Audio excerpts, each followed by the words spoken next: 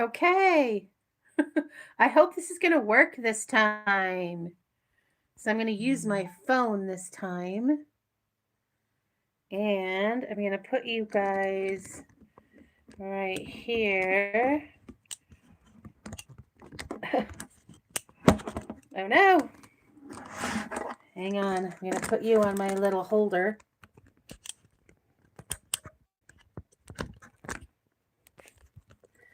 Which, of course, doesn't want to work today. Oh, I know why it doesn't want to work. Hang on.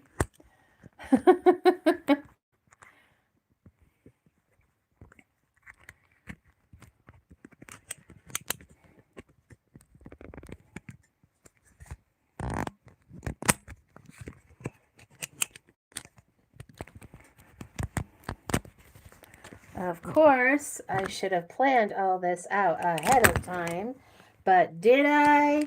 No. There we go.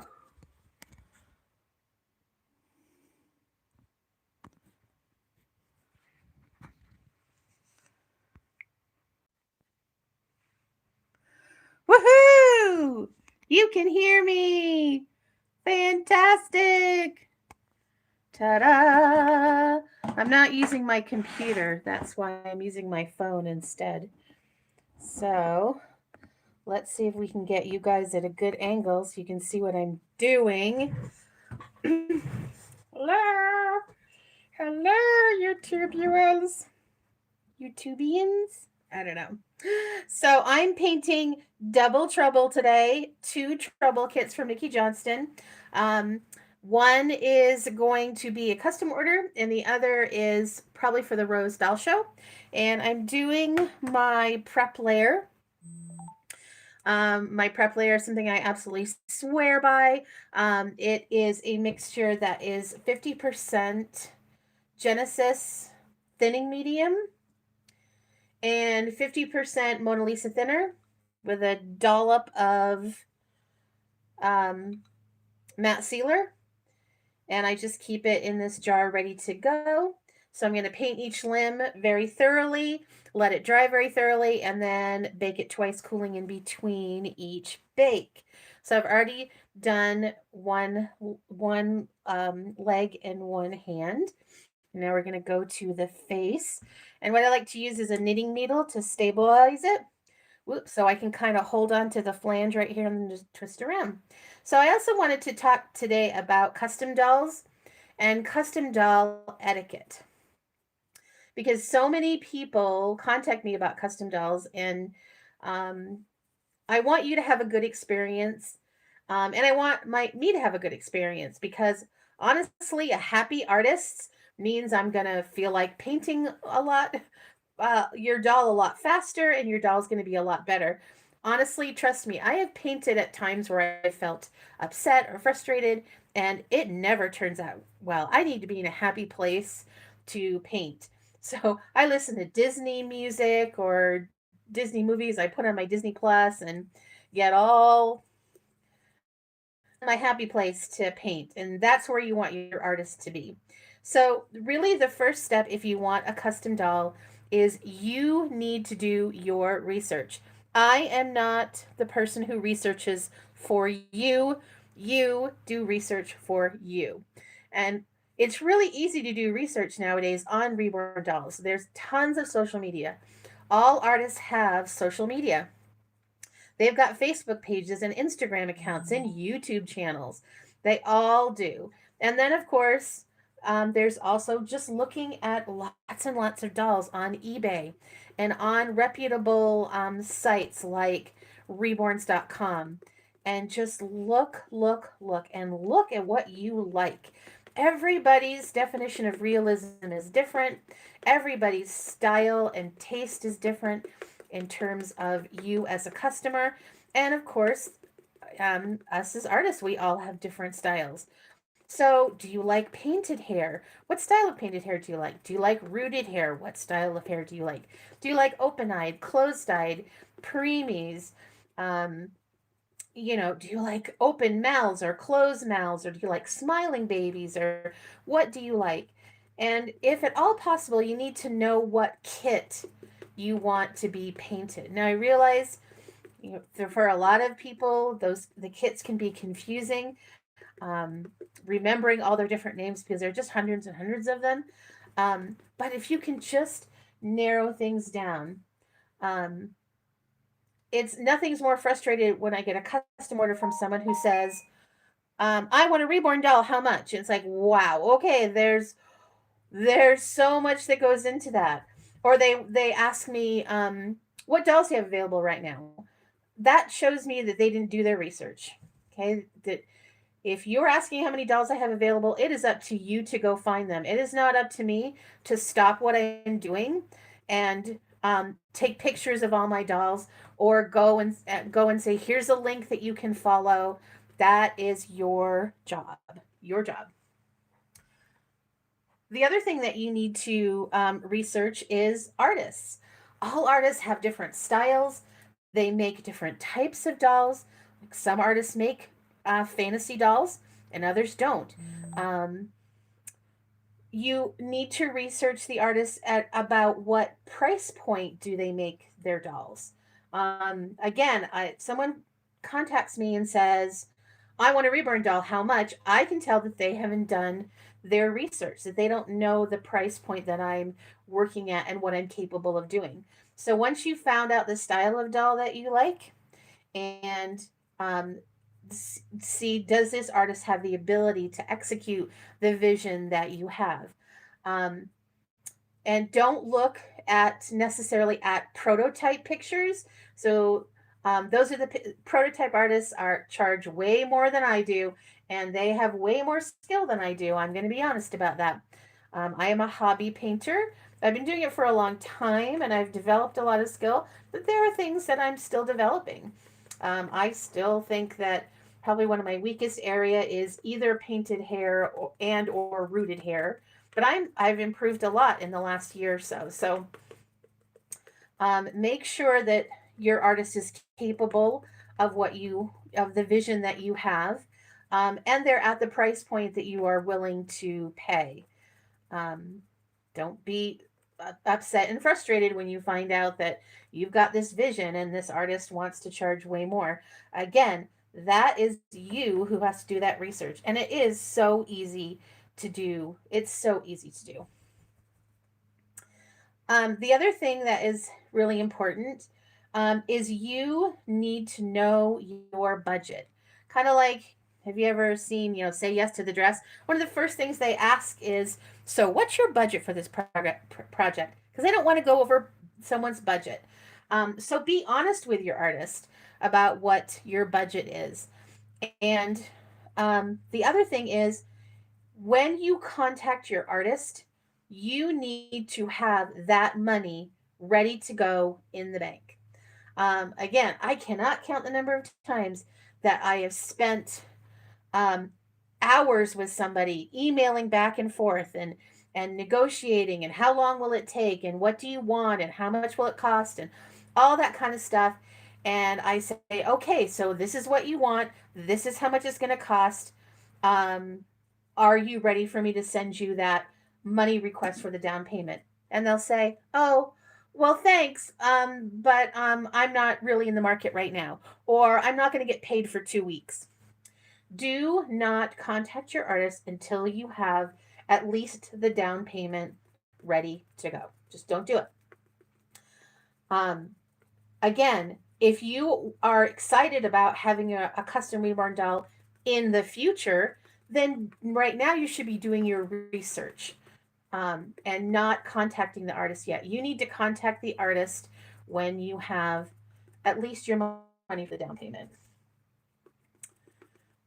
Really, what it boils down to is time is money. Time is money. This is a very time intensive process to create a reborn doll. And any time that I'm spending talking to you about it is time that I am not spending painting. And chances are I'll have somebody ahead of you that I'm actually working on their custom while I'm talking to you. So have that money ready to go. PayPal is usually highly preferred with artists. And there needs to be So my third thing is that there really needs, excuse me, fourth thing is needs to be trust between you and the artist.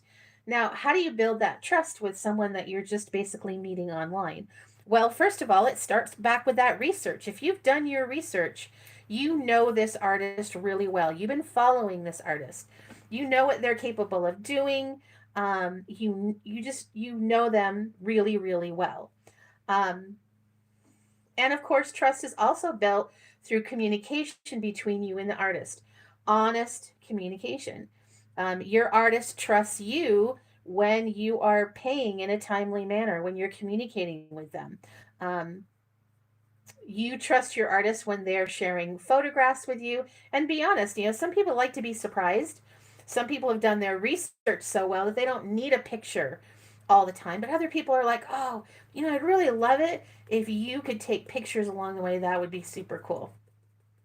When I get custom dolls, I usually want pictures up to a point, but then I want to be surprised. Like, I don't want to know every single thing they're going to come with. I want to be surprised with all the little outfits and things, but I do like to see the painting process along the way. So the last thing is patience. Good art can't be rushed. Again, like I said, if I am not in a happy place, I am not going to do a good job of painting. So the more that I feel rushed and I feel stressed as an artist, that means your art is not going to be as good. Again, it comes down to that trust. Do you trust that artist to deliver the product that you want? And if you did your research, you shouldn't have to worry about will they or won't they. Um, Generally, in the reborn doll industry, uh, it's not unusual to wait months for a doll. And if you don't have that kind of patience, if you're like, man, I can't wait that long, then get a ready made doll. Definitely go that route. But you do have to have some patience when it comes to getting a custom doll. And the more patience that you have, the better it's going to work out for you in the end. To give you an example from my own personal life, I found an artist who, sadly, she no longer makes reborn dolls, but she's made several in my collection. Rachel Orange of Orange Grove Nursery. She does character babies, and I asked her if she would make an Elora Danan from the movie Willow. And unbeknownst to me at the time, she was coming off a really nasty customer. One of these customers who was trying to micromanage her, who wanted pictures every single day and was really after her. And it was just a totally bad experience. And I just basically said, I want a Laura Danon from the movie Willow, size of the doll I want. I'm going to leave everything up to you because I've seen your work and it's amazing. And basically, I left her alone for 4 months. Didn't contact her once. Didn't ask for anything really from her. I said, I'd love some pictures of work in progress, but that's okay. I understand if you can't. um, so 4 months later, she sent me an email. She said, oh, this doll came out so beautifully. I was wondering if you might just wait a little bit longer because I want to show it to my family.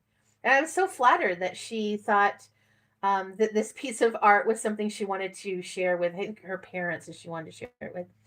And it is the most amazing doll. It was the most amazing box opening. Maybe I'll link it in the description when I um, do some editing to this video. If you're familiar with the movie Willow, she made her whole outfit. Um, she made actually several outfits for her, and she made even the carrier that Alora Danon is carried in much of the movie, which I always have right by my desk. I'm always looking at it, and it's an amazing piece of art. And that was a 4 month process, but so worth it in the end.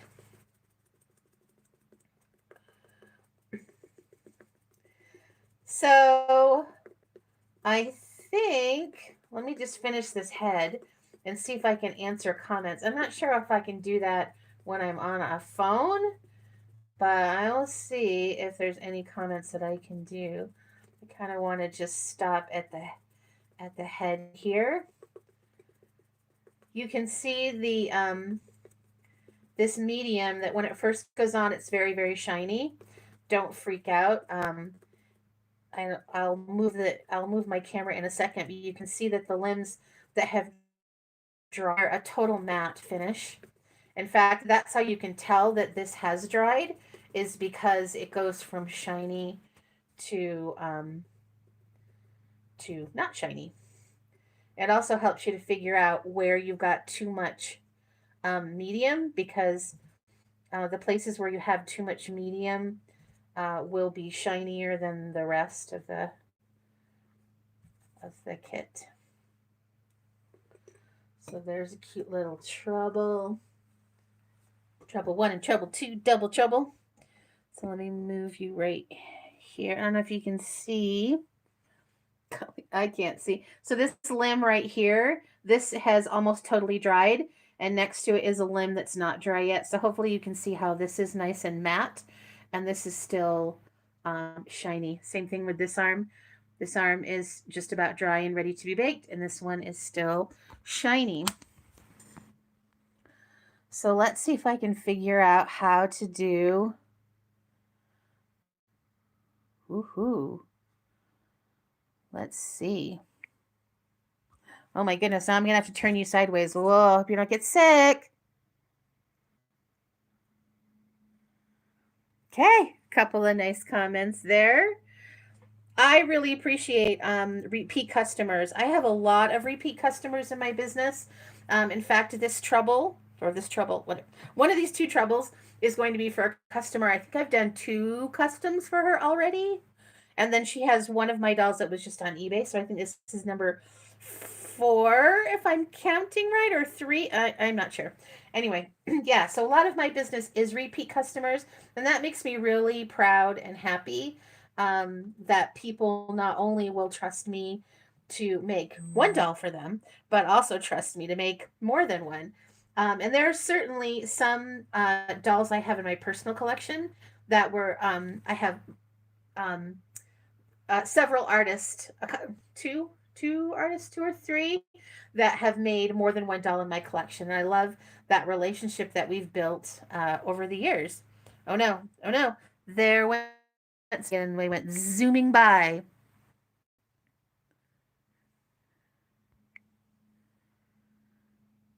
Zoom, zoom, zoom. Yep. So now I'm gonna let these this double trouble. That was the a customer that needed that. I'm gonna let these double troubles dry really thoroughly. The other reason you have to have them dry really thoroughly is that they have a tendency to, if you lay them on a fabric, um, this medium is thicker than paint, so it will actually kind of stamp them with a texture, and you don't probably want that in your doll. So that's what another reason why I have to dry thoroughly. It usually takes about an hour. So in a second here, I'll turn my fan around and have the fan blowing on them to dry them really quickly. And then I will be doing the detail layers. And unfortunately, I won't be able to really paint and talk at the same time. That first detail layer, those deep creases, that really takes a lot of concentration. But this is just kind of a fun, quick layer. And this is also the same layer that I use to seal the dolls.